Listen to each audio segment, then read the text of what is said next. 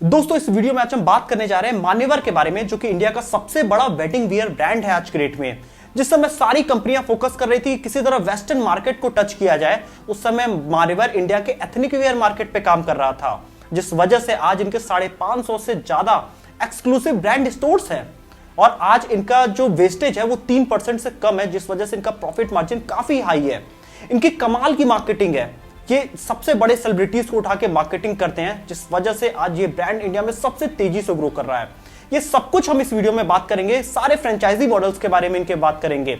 आइए दोस्तों इस वीडियो को शुरू करते हैं, लेकिन इस स्टोरी को थोड़ा शुरू से शुरू करते हैं ताकि रिलेट करना आपको बहुत ईजी हो जाए। हेलो दोस्तों, मेरा नाम है दीपक, आप देख रहे हैं डिजिटल और। तो दोस्तों ये कहानी है रवि मोदी की, जिनके फादर की एक छोटी सी दुकान थी कलकत्ता के मार्केट में। वो कपड़ों का व्यापार किया करते थे। रवि मोदी 13 साल की उम्र से ही अपने दुकान पे सेल्स का काम किया करते थे, लोगों को कपड़े दिखाने का काम करते थे, जिससे उन्होंने कुछ साल में समझा किस तरह से लोगों को कपड़े बेचे जाते हैं, सेल्स कैसे किया जाता है। 22 साल की उम्र में रवि मोदी ने अपनी मां से 10,000 रुपए उधार लिए और उससे उन्होंने कपड़ों की मैन्युफैक्चरिंग करनी चालू की और उसको वो उठा के UP, Bihar, MP, West Bengal, Orissa जैसी जगहों पे जाके कपड़े बेचा करते थे। वहां से उन्होंने डिस्ट्रीब्यूशन का नेटवर्क समझा। उसके बाद साल 1999 में उन्होंने मान्यवर नाम के ब्रांड की शुरुआत करी। मान्यवर के पीछे जो कॉन्सेप्ट था उनका, वो चाहते थे कि मेरे ब्रांड को लोग बहुत ही रिस्पेक्ट से देखें, तो मान्यवर इस पे बहुत सूटेड था। मान्यवर ब्रांड शुरू करने के बाद इन्होंने सबसे ज्यादा लार्ज फॉर्मेट स्टोर्स पे अपने प्रोडक्ट भेजने चालू किए, जैसे कि पैंटालून्स हो गया, शॉपर स्टॉप हो गया, वेस्ट साइड हो गया। दोस्तों हमने पैंटालून्स पे एक डिटेल वीडियो बना के रखी है बिग बाजार से रिलेटेड, आप वो वीडियो जाके देख सकते हैं। इन सभी जगहों पे अगले 5-6 साल तक वो अपने सारे कपड़े बेचा कर रहे थे। दोस्तों साल 2006 में रवि मोदी के फादर की तबीयत खराब होती है, जिस वजह से उनको 6 महीने तक अपने बिजनेस से दूर रहना पड़ता है। और जब वो बिजनेस में रिटर्न आके देखते हैं तो उन्हें दिखाई देता है कि उनका रेवेन्यू पहले भी 20 करोड़ था, आज भी उतना ही है, जिस वजह से उन्हें समझ में आता है कि अगर मैं पूरी लाइफ टाइम भी इस पे काम करता रहूं तो मेरा रेवेन्यू 20-30-40 करोड़ के आसपास ही रहेगा। अब यहां पे उन्होंने रियलाइज किया कि हमें यहां पे एक्सपेंड करना पड़ेगा और उन्होंने अपनी स्ट्रेटजीज बनाना शुरू किया। इसके बाद उन्होंने भुवनेश्वर में सबसे पहला मान्यवर का स्टोर खोला और इसके बाद अगले साल इन्होंने 12 और स्टोर्स खोले। ये सारे फ्रेंचाइजी पे बेस्ड थे। दोस्तों हम इनके बिजनेस मॉडल पे आए, इससे पहले हम इनका थोड़ा प्रोडक्ट समझ लेते हैं।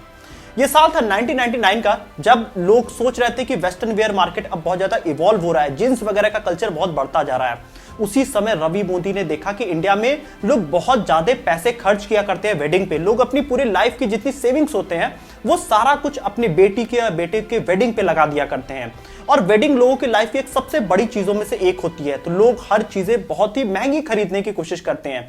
एक लहंगा तक बहुत महंगा खरीदा जाता है, एक शेरवानी बहुत महंगी खरीदी जाती है। वहां पे उन्होंने सबसे बड़ी इंडिया की बिजनेस अपॉर्चुनिटी समझी यहाँ पे। अब आज अगर मान्यवर में देखें तो मान्यवर बहुत तरीके वो चीजें बना रहा है जो कि शादी के लिए सबसे ज्यादा सूटेड है। अगर आप एक शादी को समझेंगे तो उसमें एक एंगेजमेंट होती है, एक संगीत होता है, एक वेडिंग होती है और एक रिसेप्शन। ये 4-5 तरीके के सेलिब्रेशंस हुआ करते हैं जिसमें लोग नए नए कपड़े पहनते हैं। यहां पे इन्होंने अपने मेंस वेयर मार्केट का कुछ प्रोडक्ट्स निकाले, जिसमें उन्होंने शेरवानी रखा, कुर्ता रखा, सूट पैंट रखा, यहां पे इन्होंने ब्रूच रखा, पॉकेट स्क्वायर रखा, साफा रखा, जूती रखा। ये सारी चीजें लोगों की बहुत एसेंशियल नीड होती है एक शादी के टाइम पे। उसी तरह से इन्होंने फीमेल्स का भी मार्केट टच किया। अब यहाँ पे इन्होंने 2016 में एक नया ब्रांड बनाया मोहे नाम का। मान्यवर मेंस वेयर को टारगेट कर रहा था और मोहे फीमेल्स वेयर को टारगेट कर रहा था। यहाँ पे इन्होंने रियलाइज किया कि लड़कियां और औरतें दिल्ली जाके बहुत सारे लहंगे वगैरह खरीदा करती हैं अपनी शादी के लिए। स्पेशल ओकेजन होता है हर इंसान के लाइफ का, तो इन्होंने लहंगा रखना चालू किया, इन्होंने साड़ियां रखना चालू किया, इन्होंने गाउन्स रखना चालू किया, जिस वजह से ये दोनों टाइप के कम्युनिटी को ये टच कर सके। और इस वजह से आज मान्यवर इंडिया का one of the largest brand है, या मैं कहूं एथनिक वेयर का सबसे बड़ा ब्रांड है। तो दोस्तों अगर आपको कैरियर में बहुत आगे जाना है तो आपको कई सारी स्किल्स जरूर सीखनी होंगी, और इसीलिए मैं एक प्लेटफॉर्म आपको इंट्रोड्यूस करना चाहता हूं, सीखो। सीखो का एक मेंबरशिप प्लेटफॉर्म है सेलेक्ट, जिसके थ्रू आप बहुत सारे स्किल सीख सकते हैं और 500 से ज्यादा जो कैरियर के गुरुज होते हैं आप उनसे डायरेक्टली कनेक्ट हो सकते हैं। इसमें इनका जो डिजिटल मार्केटिंग का कोर्स है वो आपको बहुत ज्यादा हेल्प कर सकता है आगे ग्रो करने में। तो अगर आप ये मेंबरशिप लेते हैं तो आपको अनलिमिटेड एक्सेस मिलता है लाइव वर्कशॉप और रिकॉर्डेड कोर्सेज का। आपको बहुत सारे कैरियर के गुरुज इसमें मिल जाएंगे जो कि आपको डिजिटल मार्केटिंग में ग्रो करने में हेल्प करेंगे। दोस्तों इनका जो मेंबरशिप प्लान है ये बहुत ही ज्यादा नॉमिनल है, 999 रुपए में 1 महीने का है। और यही नहीं दोस्तों, आप यहाँ पे कुछ बड़े जो कंपनीज के सीईओज हैं उनसे भी आप डायरेक्टली कनेक्ट हो सकते हैं। आप यहाँ पे अंकुर वारेकू सर से कनेक्ट हो सकते हैं और बहुत सारे जो ऐसे कैरियर में आपको हेल्प करने वाले लोग हैं उनसे आप यहाँ पे इजीली कनेक्ट कर सकते हो। इसका मेंबरशिप प्लान बहुत ही सस्ता है, और अगर आप अपने ग्रोथ में इन्वेस्ट करना चाहते हैं तो आपको लाइक माइंडेड लोगों से जरूर जुड़ना चाहिए, जिसके लिए सीखो एक बहुत ही परफेक्ट प्लेटफॉर्म है। आप यहाँ पे एक इनका कूपन कोड है ट्राई सीखो, जिसके थ्रू आप ₹1 में ये मेंबरशिप भी अवेल कर सकते हैं। इस समय लिमिटेड टाइम ऑफर है। अब हम डिस्क्रिप्शन में लिंक दे देंगे, आप जाके वहां पे पूरी तरह से इसे चेक कर सकते हैं। तो दोस्तों चलते चलते मैं आपको ये चीज बता दूं कि अगर आप अपना डिजिटल मार्केटिंग में अपना कैरियर बनाना चाहते हैं तो आप सीखो कि ये मेंबरशिप ले सकते हैं। इसमें आप बहुत इजीली चीजें लर्न कर सकते हैं और आप हमारा कोड भी यूज कर सकते हैं ट्राई सीखो, जो कि मैंने डिस्क्रिप्शन में दे दिया है। तो आइए दोस्तों वीडियो पे अब हम वापस चलते हैं। दोस्तों आइए अब इनका बिजनेस मॉडल समझते हैं, जिससे आपको इनका कॉन्सेप्ट बड़ा ही ज्यादा क्लियर हो जाएगा।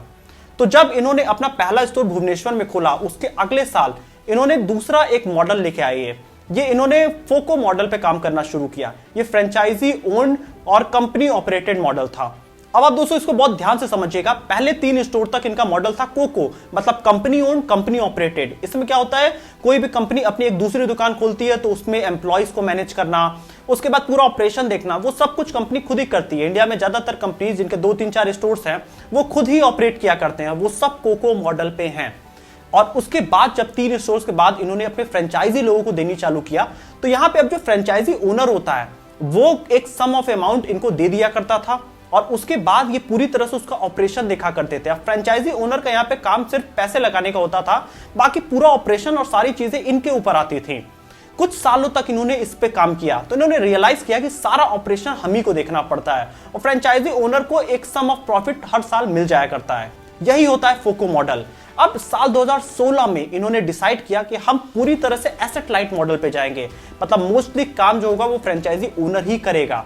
तो अब यहाँ पे फोफो मॉडल इन्होंने 2016 में लॉन्च किया। फोफो मॉडल क्या होता है एग्जैक्टली, ये भी फ्रेंचाइजी ओन करती है और फ्रेंचाइजी ही उसे ऑपरेट करती है। मतलब अगर मैंने यहाँ पे मान्यवर की फ्रेंचाइजी लिया है तो उसका पूरा ऑपरेशन, सारे एम्प्लॉइज को मैनेज करना और कस्टमर को पूरा तरह से देखना, ये सब कुछ मेरा ही काम होगा। अब दोस्तों इस फोफो के मॉडल में इन्होंने सारा ऑपरेशन का काम उठा के फ्रेंचाइजी ओनर पे दे दिया और अपने साथ खाली 3 चीजें रखी, प्रोडक्ट की पूरी डिजाइनिंग, पूरी मार्केटिंग और इसके बाद सप्लाई चेन का पूरा प्रोसेस। मतलब कपड़े बन के शॉप पे आ जाएंगे, उसकी ये पूरी मार्केटिंग कर देंगे। अब कस्टमर जब इनके शॉप पे आता है तो बेचने का काम फ्रेंचाइजी ओनर का होगा। यही दोस्तों फोफो मॉडल होता है। ये सबसे इजी मॉडल होता है बहुत तेजी से एक्सपेंड करने का, जिस मॉडल पे 2016 में आए थे। लेकिन दोस्तों इसके कुछ निगेटिव पॉइंट्स भी हैं, वो भी मैं आपको बता देता हूं। फोफो मॉडल में क्या होता है कि कोई भी फ्रेंचाइजी ओनर है, अगर मैंने फ्रेंचाइजी लिया है और मैंने कोई एक ऐसी मिस्टेक कर दी, या मैंने कस्टमर से मिसबिहेव किया, या मैंने एम्प्लॉइज को सही से नहीं मैनेज किया, उस वजह से वहां के लोगों के जो माइंड में ब्रांड का इमेज खराब होता है, जिसका पूरा जो भुगतान होता है वो कंपनी को करना पड़ता है। तो यहां पे अगर मैंने कुछ भी गलती किया अपने मान्यवर के स्टोर पे, तो उसका पूरा जो प्रॉब्लम फेस करना होगा वो मान्यवर को करना होगा। तो दोस्तों ये मॉडल बहुत इजी होता है ऑपरेट करना, लेकिन आपको कंट्रोल पूरा रखना पड़ेगा अपने फ्रेंचाइजी ओनर के ऊपर। तो यही मॉडल था इनका इस बिजनेस का। तो दोस्तों मान्यवर के रेवेन्यू मॉडल के पास जाने से पहले हम इनका थोड़ा मार्केटिंग समझ लेते हैं, किस तरह से ये इंडिया के मार्केट को डिसरप्ट कर रहे हैं। तो इन्होंने अपनी मार्केटिंग की जो शुरुआत किया वो सबसे पहले इन्होंने थिएटर से शुरुआत किया था। 2014-15 के आसपास इन्होंने मूवीज में, मूवी शुरू होने से पहले अपने कई एड्स चलाने चालू किए, इंटरवल्स के बीच में एड्स चलाने चालू किए। उस समय इनका पूरा एडवर्टीजमेंट दूल्हे और उनके दोस्तों के बीच में बेस्ड होता था। ये बताते थे कि फ्रेंडशिप कितनी जरूरी है, शादियों में किस तरह से दोस्त आते हैं, और एक अच्छा सा एड कैंपेन ये चलाने लगे, जिस वजह से इन्होंने रेमंड, सियाराम और विमल जैसे बड़े ब्रांड के जो मार्केट थे उसको डिसरप्ट किया और अपना एक नीश ऑडियंस निकाला जो कि वेडिंग रिलेटेड होते हैं। और साल 2013 में ही इन्होंने अपने आप को आईपीएल से भी एसोसिएट किया, क्योंकि वहां पे ही यूथ सबसे ज्यादा रहता है। इसके लिए इन्होंने सनराइजर्स हैदराबाद, दिल्ली डेयरडेविल्स और कोलकाता नाइट राइडर्स को स्पॉन्सर करना चालू किया, जिस वजह से उनकी जर्सीज पे मान्यवर हमेशा लिखा रहता था। और यहां पे इनका अब एड कैंपेन्स इन्होंने और ज्यादा बढ़ाना चालू कर दिया। अब जो इनकी पूरी एड की साइकोलॉजी होती थी वो फैमिली टुगेदरनेस पे बेस्ड होती थी। मतलब कि कोई भी एड शुरू होता था वो किसी एक छोटे झगड़े से परिवार के चालू होता था, या कोई भी टॉन्ट करने से चालू होता था, अंत में वो पूरा परिवार एक हो जाता था, या वो कपल पूरी तरह से एक हो जाता था। इसमें इन्होंने कई सारे एड कैंपेन्स दिए, जिसमें था कि मन से मन मिलता है, पहनो अपनी पहचान, रंग जमा दे, जब भी कोई खुशी की बात हो। इन सब तरह के एड कैंपेन्स के थ्रू इन्होंने इंडियन फैमिलीज को टारगेट किया और उनकी साइकी को टच करने की कोशिश किया, जिसका इन्हें काफी सारा रिजल्ट मिला। और इसके बाद इन्होंने कुछ बड़े सेलिब्रिटीज को भी अपने एड कैंपेन के लिए लाया। यहाँ पे इन्होंने शिल्पा शेट्टी और चित्रांगदा सेन को भी अपने साथ एसोसिएट किया जब ये अपना लखनऊ और जबलपुर का ब्रांच ओपन कर रहे थे। मान्यवर ने अपने ऐड का सिनेरियो तब पूरी तरह से चेंज कर दिया जब 2016 में विराट कोहली भारत के नए नए कैप्टन बने थे और उस समय विराट कोहली को इन्होंने अपने साथ एसोसिएट किया, जिनके साथ इन्होंने एक बंच ऑफ अपने मार्केटिंग कैंपेन्स निकाले, जिसमें था कि आधा आधा हर त्योहार इंडिया का त्योहार। इसमें इन्होंने दिवाली, दशहरा, ईद, इन सब त्योहारों पे कई सारे कैंपेन्स दिए, जिसमें कि लोगों को एनकरेज कर रहे थे कि आप नए नए कपड़े पहनिए, और शादियों से रिलेटेड भी ये ऐड चला रहे थे। अब यहां पे दोस्तों कई सारे न्यूज मार्केट में आया कि विराट कोहली और अनुष्का शर्मा की वेडिंग होने वाली है, तो इनको लगा कि ये सबसे बेस्ट टाइम है, और उसी समय इनका ब्रांड लॉन्च हुआ था मोहे, जो फीमेल्स के लहंगा और साड़ियों को कैटर करने की कोशिश करता था। तो यहां पे अनुष्का शर्मा उसके लिए बेस्ट ब्रांड एम्बेसडर थी। अब इन्होंने मान्यवर और मोहे दोनों को एक साथ कर दिया और अनुष्का शर्मा और विराट कोहली इनके कई सारे एडवर्टीजमेंट में दिखने लगे। अब दोस्तों इन एड कैंपेन्स का इनको इतना ज्यादा फायदा हुआ कि साल 2017 से 2018 के बीच में इनका जो टोटल रेवेन्यू था वो 20 से 25% तक बढ़ गया, क्योंकि ये राइट सेलिब्रिटीज को अपने एड कैंपेन्स में लेके आने की कोशिश कर रहे थे। अब इसके बाद इन्होंने अमिताभ बच्चन, रणवीर सिंह और कार्तिक आर्यन जैसे लोगों को भी अपने एड कैंपेन में लाना शुरू किया। अमिताभ बच्चन जो 50+ एज ग्रुप वाले थे उनको टारगेट करने की कोशिश कर रहे थे मैरिजेस में, और अगले जो कार्तिक आर्यन और रणवीर सिंह यूथ को टारगेट करने की कोशिश कर रहे थे, और वहीं विराट कोहली और अनुष्का शर्मा के साथ इन्होंने कपल्स को टारगेट करना चालू किया। ये सबसे बेस्ट मार्केटिंग कैंपेन थी, जिस वजह से साल 2015 से 20 तक ये 20% की ग्रोथ रेट से लगातार बढ़ते गए। दोस्तों इनकी जो हमने पूरी मार्केटिंग कैंपेन्स देखी, वो हर मार्केटिंग कैंपेन एक एंगर या फिर किसी इमोशन से शुरू होता था और अंत में एक हैप्पी एंडिंग होती थी, जिस वजह से जो लोग उस एड को देखते थे वो बहुत ही ज्यादा इमोशनल हो जाते थे और वो ब्रांड से एसोसिएट होने लगते थे। दोस्तों अगर आप इनकी मार्केटिंग कैंपेन और डिटेल में समझना चाहते हैं तो हमने सारी चीजें लिंक कर दिया डिस्क्रिप्शन में, आप जाके उन एड्स को देखिए, आपको और ज्यादा बेटर इनकी मार्केटिंग समझ में आएगी। अब आइए दोस्तों हम इनके रेवेन्यू पे चलते हैं। 2019 में इनका जो टोटल रेवेन्यू था वो 800 करोड़ से ज्यादा का था, वही बढ़ के 2020 में 915 करोड़ हो गया, और 2021 में कोविड की वजह से इनका रेवेन्यू घटा, वो 564 करोड़ रुपए था। लेकिन दोस्तों आप सबसे इंपॉर्टेंट चीज देखेंगे, कोविड में इनका रेवेन्यू घटा लेकिन इनका प्रॉफिट करीब करीब उतना ही है। ये 20%, 23% और 25% के आसपास के प्रॉफिट रेट पे चल रहे हैं, क्योंकि इस ब्रांड ने अपनी एफिशिएंसी मेंटेन किया। ये वेस्टेज पे मिनिमम काम करते हैं, 3% से भी कम का इनका वेस्टेज होता है, जिस वजह से इनका प्रॉफिट हमेशा उतना ही रहता है। कोविड के बाद सिनेरियो इंडिया में चेंज हुआ, जो वेडिंग्स होने लगी वो बहुत लिमिटेड लोगों में होने लगी, जिस वजह से इस ब्रांड पे भी थोड़ा असर पड़ा। लेकिन इस ब्रांड ने अपने आप को और ज्यादा पॉपुलराइज करना चालू किया, जिससे आप अगले साल देखेंगे इनका रेवेन्यू इसका जस्ट डबल होने वाला है। दोस्तों अगर हम इस मार्केट के सिनेरियो को समझने की कोशिश करें तो इंडिया का जो वेडिंग मार्केट है वो ज्यादा से ज्यादा अभी अनऑर्गेनाइज्ड है। मतलब अगर आप देखेंगे कि लोग अपने लहंगे या कपड़े जाके मार्केट की किसी छोटी सी शॉप पे खरीदते हैं। अभी ब्रांड्स का कल्चर उतना ज्यादा नहीं बढ़ा है। मान्यवर जैसे कुछ ही ब्रांड्स हैं जो कि इस मार्केट को थोड़ा ऑर्गेनाइज करने की कोशिश कर रहे हैं। तो साल 2015 में ये मार्केट करीब खाली 10% ऑर्गेनाइज था, जो कि 2020 में बढ़ के 15 से 20% हुआ, और ऐसा एक्सपेक्टेड है कि 2025 तक ये 28 से 32% तक ये मार्केट ऑर्गेनाइज हो चुका होगा। आज भी लोग लहंगे खरीदने पुरानी दिल्ली जाते हैं या फिर अपने जिस भी शहर में है उस शहर के किसी पुराने मार्केट में जाते हैं, लहंगे खरीदते हैं और कपड़े खरीदते हैं। आने वाले टाइम में इस मार्केट में बड़ी अपॉर्चुनिटी अवेलेबल है। आप भी चाहे तो आप इसमें कुछ प्रोडक्ट के साथ इस मार्केट को ऑर्गेनाइज कर सकते हैं, जैसे कि मान्यवर अपने इतने सारे प्रोडक्ट्स को लेके कर रहा है। वहीं अगर हम मेंस वेयर वेडिंग मार्केट को देखें तो 2020 में ये 13,300 करोड़ का था, और वही 2025 में बढ़ के 17 से 18,000 करोड़ का होने वाला है।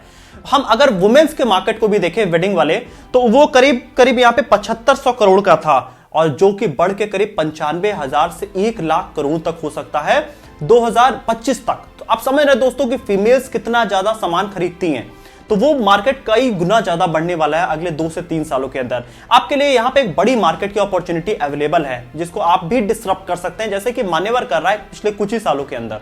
दोस्तों यहाँ पे मान्यवर ने मार्केट को थोड़ा और समझा, तो इन्होंने देखा कि ये सिर्फ अपर मिडिल क्लास को टारगेट कर रहे हैं, जिसमें करीब 5 लाख से 50 लाख तक की वेडिंग्स होती है, जिसको ये मान्यवर के थ्रू टारगेट कर रहे थे। इन्होंने सोचा कि हम ऊपर के लेवल को और नीचे के लेवल को दोनों को टच करने की कोशिश करते हैं। तो यहाँ पे इन्होंने 50 लाख से 5 करोड़ तक की जितनी वेडिंग्स हो रही थी उनको इन्होंने अपने त्वमेव नाम के ब्रांड से कैटर करने की कोशिश किया। ये थोड़ा और प्रिविलेज कपड़े होते हैं, थोड़े और ज्यादा खूबसूरत कपड़े होते हैं, जिससे ये उस मार्केट को भी टच कर रहे हैं। और इसके साथ ही इन्होंने देखा कि इंडिया का लोअर मिडिल क्लास में भी बहुत सारी शादियां होती है, जिसका जो टोटल स्पेंड होता है 5 लाख से कम वाली जो शादियां होती हैं, तो उसके लिए इन्होंने मंथन नाम का ब्रांड लॉन्च किया। अब इस वजह से ये 3 बड़े सेक्शंस जो सोसाइटी के हैं 5 में से, उनको ये टारगेट कर रहे हैं। तो दोस्तों आप यहां से समझ सकते हैं कि किस तरह से ब्रांड मार्केट को समझते हैं और किस तरह से उसको एडवर्टाइज करके उस मार्केट को पूरी तरह से चेंज करने की कोशिश करते हैं। तो आपके पास भी यहां कई सारी अपॉर्चुनिटीज है। दोस्तों, आप इस बिजनेस से क्या सीख सकते हैं? जिस समय भारत में सारी जो कंपनीज थी वो फोकस कर रही थी वेस्टर्न मार्केट के ऊपर, लेकिन इस ब्रांड ने यहां पे देखा कि इंडियन वेडिंग में सबसे ज्यादा पैसे खर्च किए जाते हैं। इस ब्रांड ने उस मार्केट को डिसरप्ट किया, जिस वजह से आप देख सकते हैं कि रेमंड विमल वगैरह से ये काफी आगे ये ब्रांड निकल चुका है, क्योंकि इंडिया का वेडिंग मार्केट अब और बढ़ता जा रहा है। लोग अपनी शादियों को बहुत स्पेशल बनाना चाहते हैं, जिस वजह से इस ब्रांड ने सिर्फ एक चीज पे फोकस किया। दोस्तों, हमने इंस्टाग्राम की भी वीडियो में बताया था, आपको सिर्फ एक चीज पे फोकस करना चाहिए। अगली अगर दोस्तों हम बात करें तो इनका मार्केटिंग कैंपेन बहुत अच्छे हैं। इन्होंने लोगों की साइकोलॉजीज को टच किया, किस तरह से लोगों को पहले इमोशनल करना है, फिर हैप्पी एंडिंग करनी है। आप डिस्क्रिप्शन में जाके वो 5-6 एड्स आप जरूर देखिए, आपको ये चीज और ज्यादा डिटेल में समझ में आएगी। तो दोस्तों, यही था आज का वीडियो। अगर आपको मान्यवर का बिजनेस मॉडल समझ में आया है तो आप इस वीडियो को लाइक जरूर करिएगा और चैनल को सब्सक्राइब जरूर करिएगा। मिलेंगे अगली वीडियो में फिर से।